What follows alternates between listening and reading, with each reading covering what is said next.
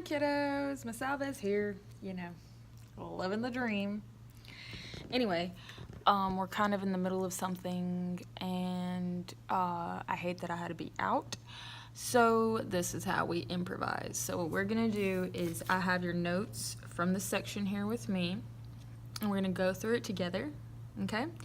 And you're gonna fill it out as we go along and Friday be ready to talk about it, all right? So here's what I want you to do. I want you to work with a team. I want you to work at your own pace. And feel free to pause this video at any time you feel you need it. And let's get started. Okay, so now you've seen enough of my ugly face. Now you're gonna see my ugly hands, but that's okay. Let's get started over here. So multiple alleles. All right, so here's what I want you to do. I want you to take your little pen, okay? And I want you to scratch out this part, all right? I ain't tripping about that. I ain't tripping about the eyes or nothing.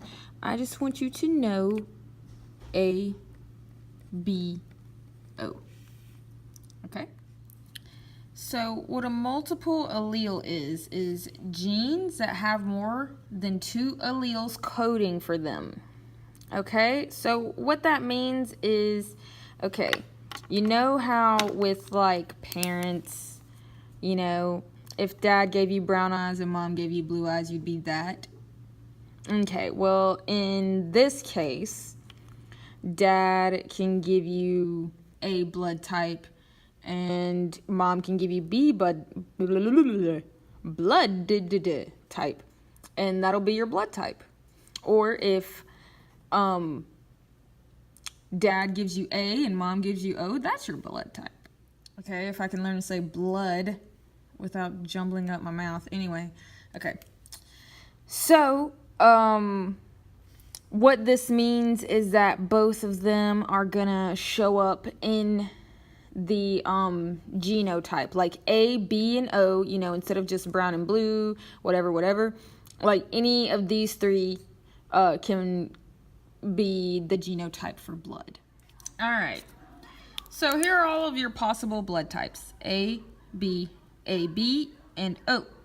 Okay? The important thing I want you to remember about all of this is that O is recessive. Okay? To B and O blood type is recessive. Okay, I want you to scratch this off up here because it's a terrible analogy. And my bad right here, but anyway, moving on. So, O is recessive, right? And the other two are dominant. Now, what this means is that if you are AA, okay, you are going to be type A. If you were AO, because the O is recessive, you're still going to be type A. You see that? If you are BB, you will be type B. BO, guess what? Same thing. You are still going to be type B. And then, of course, there's only one way to be AB. You're going to be type AB. So if we make a Punnett square for this, if we say mom was type O blood and dad was type AO blood, okay, and we did all that accordingly, then we would have a 50-50 chance or 2-to-2 ratio of being A type or O type. See that? All right. Now let's do another one. Now let's say mom was AB and dad was O. Okay. Then we go about doing same thing we always do. And there is a 0% chance of having an O-type child. Okay, they should be either A or B, not AB, not O. So it's pretty interesting whenever you look at it. So then, something is terribly mishappen if they are not. The reason that we call it multiple alleles is because multiple alleles can code for the same thing. See, you can have the genotype BB or BO and still be type B. Okay? Now again, to be type O, you have to be a double O recessive. That is type O. Now, moving on to determining the sex of the child. Okay? So, as you all know, women are double X and men are XY. And so if we work out that Punnett square, there is always 50% chance of having either. Boy or girl.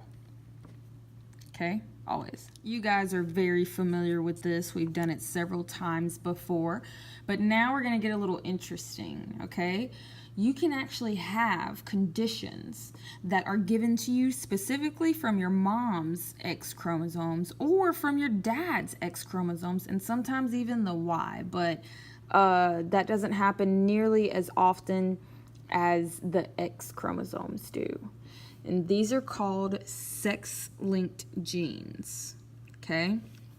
And they are genes that are found on the sex chromosomes, and we're going to talk about them. So here's what I mean by that, okay? So we're going to say that mom has a certain disease, okay? She has a disease on both of her X chromosomes. Well, if we do a Punnett square, okay, and we're going to say that dad is going to be over here, and he does not have the disease, so we're going to give him a capital D. So mom has the disease. Little d is going to be disease. Big D is no disease, okay? So, the diseases are almost always going to be recessive. I am going to bring this Punnett square down here because it is very far away. Okay.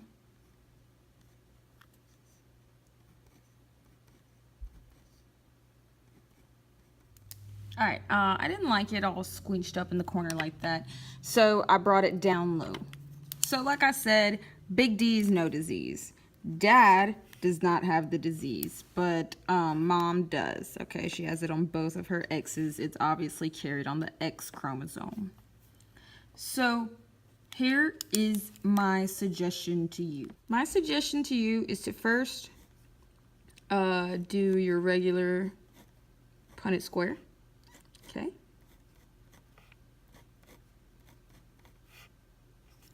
All right. Second, now pull down these sex-linked genes and see how it turns out. So here we have big D and little d. Okay, so it works just like a regular Punnett square, okay? So therefore, big D is going to come first because it's dominant, and then little d. And then you have over here the same thing, big D, little d. All right, now here's where it gets interesting, okay? The little d is going to come down with that X chromosome over here. You see that? So therefore, we're going to have to put that there. And the same thing is going to happen here, okay? So what did we get? Okay, well, what's going to happen to these two children? Okay, well, these two have the disease, okay, because they have the little d. They have it. Now, the women, in this family, they did not have the disease. But they do have the gene in them. So now they have officially become carriers. And what that means is that they're heterozygous for the recessive disorder. You see that? They're heterozygous. And they don't have the disease thanks to their dominant gene, but they're carrying it in them. So therefore, these two women are going to be carriers because they carry the gene.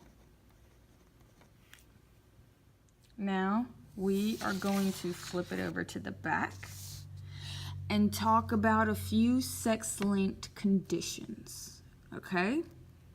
Color blindness is a recessive sex-linked disorder. It's carried on the X chromosome, and so is all of the ones that we're going to talk about, okay?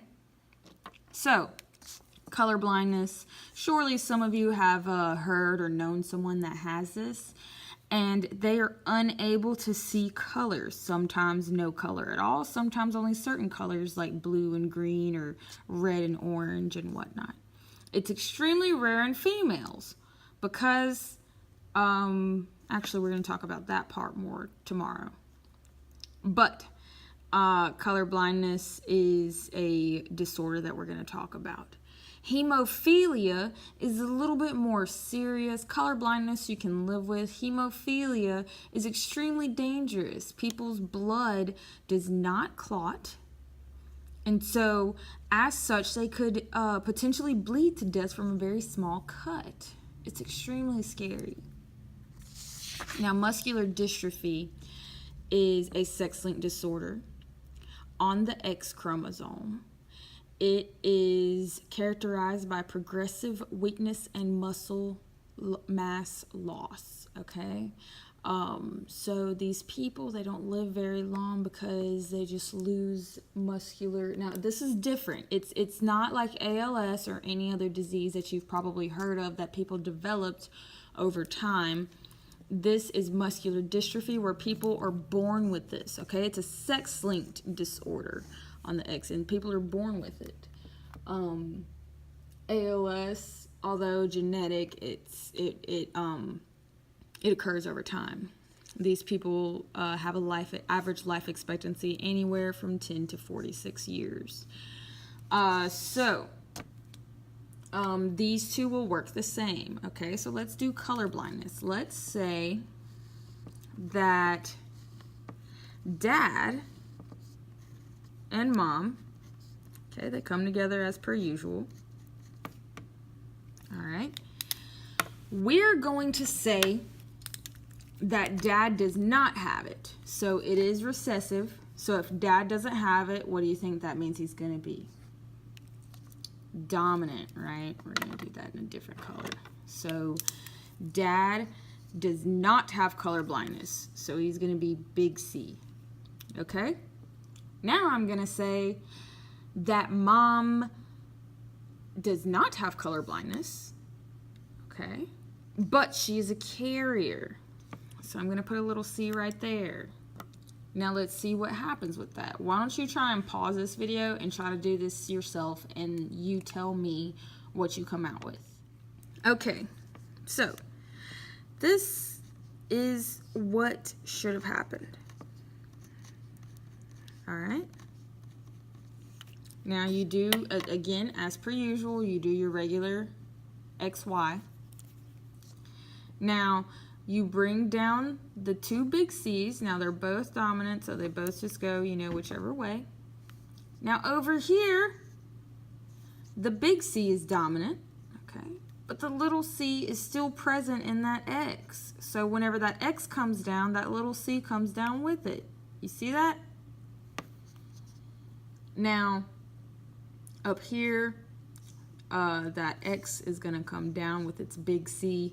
Y doesn't have anything on it because we're testing for color blindness, and it's not carried on the Y chromosome, so he's just going to be kind of sitting there chilling. However, this X, when he comes down, is going to bring the color blindness with it, okay? Y'all see that? how it came down with it? Now, this means that this person, what do you think?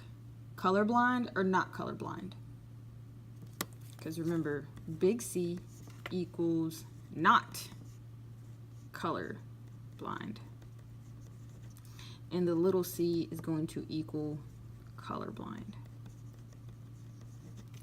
So this person, they have two big C's. If the child is going to have this genotype, she will not be colorblind. This girl, if this is the genotype of the child, will she be colorblind? No, she will not be colorblind. However, what she got? She has the gene with her. So what does that make her? A carrier. Okay? Now, if we have this little boy, is he going to be colorblind? No. He's going to have a genotype just like dad's. Okay? But what about this little boy? He has a little c. Little c means colorblind, so this little boy will be colorblind. If that is our child's genotype, he will be colorblind. Okay? Because it is a recessive trait carried on the X. She has a good chance. She's only going to be a carrier. She's not going to actually have it. She's just going to have the genotype in her. But he doesn't have any other X to help hide this. So he's going to be straight up colorblind. Bless his little heart. All right. Now, the same thing works with these two. And we're going to discuss more about that whenever I get back tomorrow. So for now, just practice this concept until we can further discuss this. I have a few things written on the board, so please try them out and write down any questions you might have for me whenever I get back to you guys tomorrow. Thank you so much for your cooperation. This is Miss Alves, over and out.